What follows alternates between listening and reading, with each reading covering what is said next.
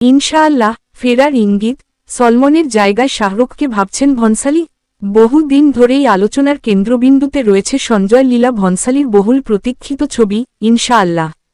এই ছবি নিয়ে পরিচালকের বিশেষ পরিকল্পনা রয়েছে বলে দীর্ঘদিন ধরেই শোনা যাচ্ছিল।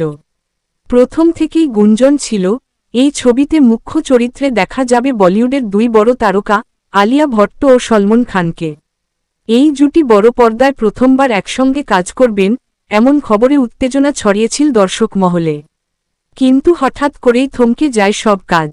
ভনসালী ও সলমনের মধ্যে সৃজনশীল মতবিরোধ বাধে। কোনো সূত্রের দাবি, চরিত্র ও কাহিনীর প্রক্রিয়ায় একমত হতে পারেননি তারা।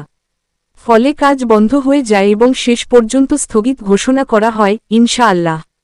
সলমন খান নিজেও এক সাক্ষাৎকারে জানিয়েছিলেন, ছবিটি এখন হচ্ছে না।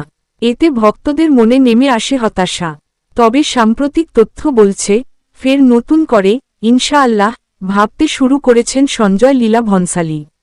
কিন্তু সলমন খানকে আর সেই জায়গায় দেখা যাবে না। পরিচালক এবার ভাবছেন শাহরুখ খানকে প্রধান চরিত্রে নেওয়ার কথা। বলিউডের দুই কিংখানের মধ্যে এই রদবদল নতুন জল্পনার জন্ম দিয়েছে। শাহরুখ খান আগেও ভনসালীর দেবদাস ছবিতে কাজ করেছেন। সেই ছবি সুপারহিট হওয়ার পাশাপাশি সমালোচকদের দ্বারাও প্রশংসিত হয়েছিল। ইনশাআল্লাহ তে যদি শাহরুখ ও আলিয়া ভট্ট জুটি বাঁধেন, তাহলে তা হবে অন্যতম আকর্ষণীয় কম্বিনেশন। আলিয়া আগে ভনসালীর গঙ্গুবাই কাঠিয়াওয়াড়ি ছবিতে কাজ করে প্রশংসিত হয়েছেন, তাই তাদের দ্বিতীয় সহযোগিতাও আলাদা আগ্রহ তৈরি করছে।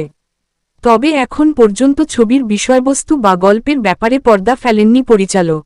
নাম ইনশাআল্লাহ থেকেই বোঝা যাচ্ছে, প্রেম, আধ্যাত্মিকতা বা ভাগ্যের কোনো কাহিনী উঠে আসতে পারে। ভনসালীর ছবি মানেই ভিজুয়াল জাঁকজমক, গভীর আবেগ ও জমকালো সেট। দর্শক তাই অপেক্ষায় রয়েছেন, সলমনের জায়গায় শাহরুখ আসলেন কিনা। বলিউডের করিডোরে আপাতত এই খবর নিয়েই জোর আলোচনা। অবশ্য আনুষ্ঠানিক ঘোষণা না আসা পর্যন্ত ধোঁয়াশা কাটছে না।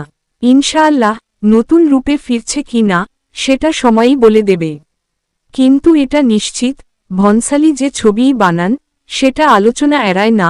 ইনশাআল্লাহ তার ব্যতিক্রম নয়।